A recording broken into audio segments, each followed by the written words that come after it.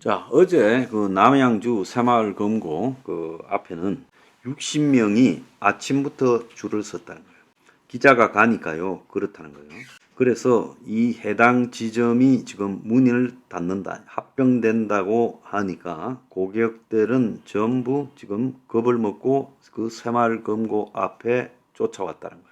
그래서 지금 이 새마을금고가 특별 검사를 30개 하고 우려가 있다라고 보는 데가 한 70개가 있다는데, 최근에 6.8대의 이 연체율에서 6.19로 연체율 감소 기조를 보이고 있다지만, 이거 중앙에 등이 나서서 비탄감을 해주고 억지로 지금 터지기 전에 마치 연체율이 낮아지게 보이게끔 하는 거 아니에요? 자, 재경부 장관은 이걸 갖다가 관리하고 있다고 하는데 유동성이 양호하고 작은 금고서 문제가 발생했다고 말을 하고 있습니다. 그래서 일부 금고가 우려가 있지만 작은 데서 생기는 문제고 크게 문제가 없다라고 말을 하고 있어요. 그러면 내가 한번 물어보겠습니다. 저하고요, 추경호 재경부 장관은 높은 분이니까 거기에 실무자 하나 붙여서 우리 방송에서 새마을금고가 안전한지에 대해서, 새마을금고의 문제에 대해서 다 파악하고 있는지에 대해서 한번 토론해 보겠습니까? 토론할 자신이 있으면 제가 언제든지 대응을 해주겠습니다. 그래서 새마을금고의 이번 사태의 원인의 중에도요, 새마을금고를 담당하는 행안부의 지금 직원 10명이 지방자치 정부 핵심 분야에서 근무하는 직원들이 순환보직으로 담당을 하고 있다. 그러니까 새마을금고는 기본적 성격이 금융기관입니다. 근데 금융기관을 행안부가 옛날부터 새마을운동 때부터 맡아왔다라는 이유로 관행적으로 맡고 있으면서 이 금융을 모르는 사람이 지금 이걸 담당하고 있고, 그래서 개별 금고 감사할 때 금감원과 예보의 지원을 받고 있다는데 제대로 되겠어요? 접대나 받고 있었겠지요. 그래서 지금 새마을금고 뱅크런이 심각하게 지금 나름 진행되고 있다는 겁니다. 그래서 새마을금고 홈페이지가 접속 장애까지도 생겼다는 거예요. 그런데 이 새마을금고의 황당한 뱅크런이 깜깜이 정보가 자초했다라는 기사까지 나왔어요. 새마을금고가 최근에 전국 새마을금고 여수신 자네 고정이하 여신 비율, 고정이하 여신 비율이라는 게 이게 위험한 부분이죠. 이런 경영 지표 자료들을 기자들이 요청했을 때 한 대답이라는 거예요. 저희는 그보다 훨씬 기본적인 자료도 대외적으로 내보내지 않아요. 그러니까 새마을금고는 이 금융권 등이 적극 공개하는 기본 통계조차도 대외적으로 내보내지 않는다.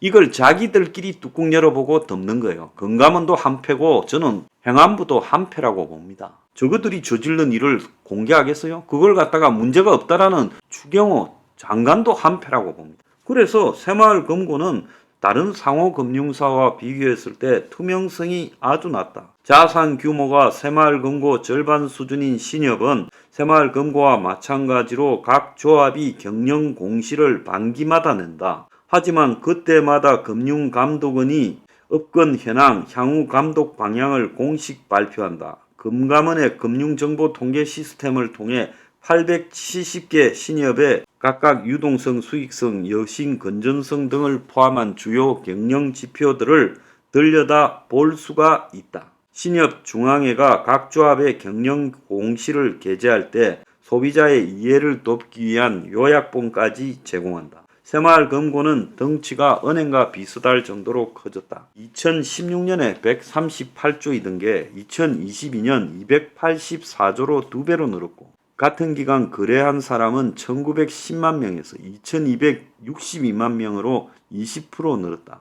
영향력이 커졌으면 이 투명성도 커져야 되는데 전혀 그렇지 않고 투명한 실적 공개가 우선인데, 최근 부동산 관련 대출 부실로 위기설이 확산됐음에도 불구하고 대출 잔액, 연체 등에 대한 뚜렷한 이유를 밝히지 않고 있다. 실상을 제대로 파악하기 어렵고 고객들은 의원실 등에서 나오는 새마을금고 통계들을 가지고 알 뿐이고 기자들도 마찬가지다. 그런데 남양주 동부 새마을금고가 다른 금고와 합병한다는 소식이 알려지자 고객들이 아침부터 몰려가서 뱅크런 했다는 거예요. 경영이 어려운 금고가 인근금고와 합병하는 일이 비일비재했는데 새마을금고의 불투명성이 야기한 불안감이 예금 인출 사태를 일으키는 셈이다. 깜깜한 정보가 불러일으킨 오해로 벌어진 일이다. 신뢰는 상대에 대해서 잘 아는 데서 시작하는데 새마을금고는 지금까지 최소한의 신뢰를 위한 노력도 안 했다. 이게 언론 보도예요. 그래서 새마을금고의 저 대출 현황을 뒤벼보면 깜짝 놀래 자빠질 겁니다. 내가 좀 들은 이야기가 있어서 그래요.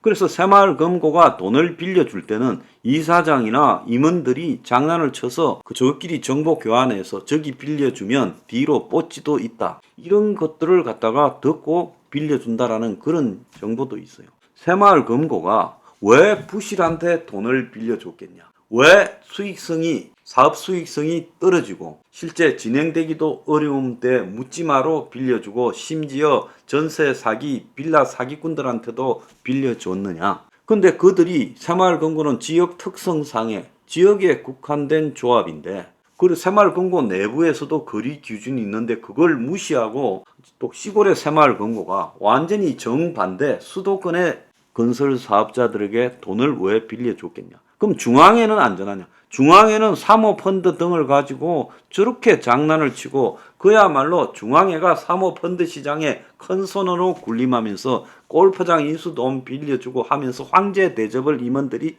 받았다. 자, 그래서 새마을금고가 중앙회부터 지역조합까지 실제로 제대로 제3자가 감사를 붙어서 회계 감사를 하면 그야말로 부실화된 대출, 지금 나오는 연체는 중요한 게 아니에요.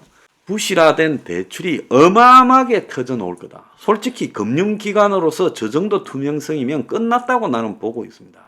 그런데 이걸 갖다가 개별 금고의 문제고 안정성에 별 문제가 없다라고 이야기를 해요. 이런 새마을금고 하나도 정리 못하면서 이 은행을 5대은행 과점체제를 깬다고 인터넷 뱅크 허용해주고 시중은행을 더 허락해줘서 은행의 진입 문턱을 낮춘다? 이게 반카르텔입니까? 그런 거 이야기하기 전에 새마을금고의 카르텔부터 깨야 될 거 아니에요? 새마을금고의 부정대출과 관련된 부패 카르텔을 깨야 될 거 아니에요? 가장 중요한요, 반카르텔은 저런 데 있는 겁니다. 토착비리의 전형이 새마을금고예요. 그런데 이게 일부 금고에 국한된 문제란 거예요.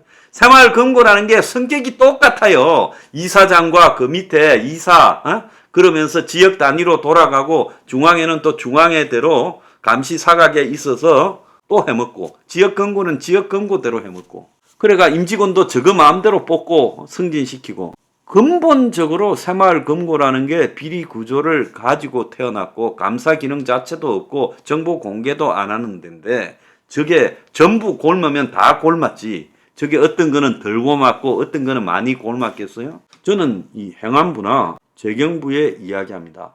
실무자, 새마을금고의 정통한 실무자를 보내서 제가 하는 말에 이의가 있다면 한번 토론해봐요. 추경호 장관은요, 새마을금고 안정적으로 관리되고 있다는 말에 대해 책임지기 바라요.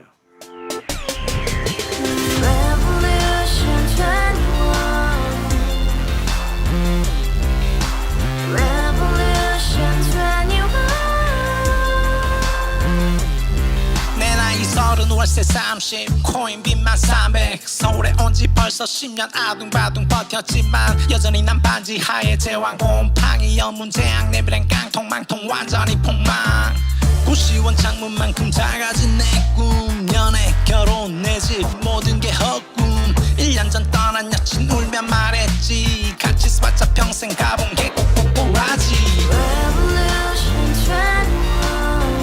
가바후스 700 나도 소유주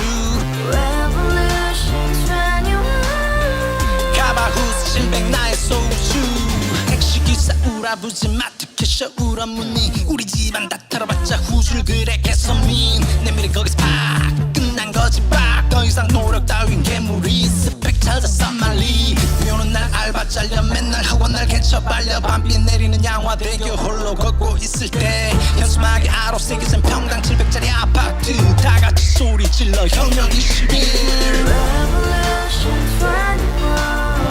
가바후스 700 나도 소유주 가바후스 700 나의 소유주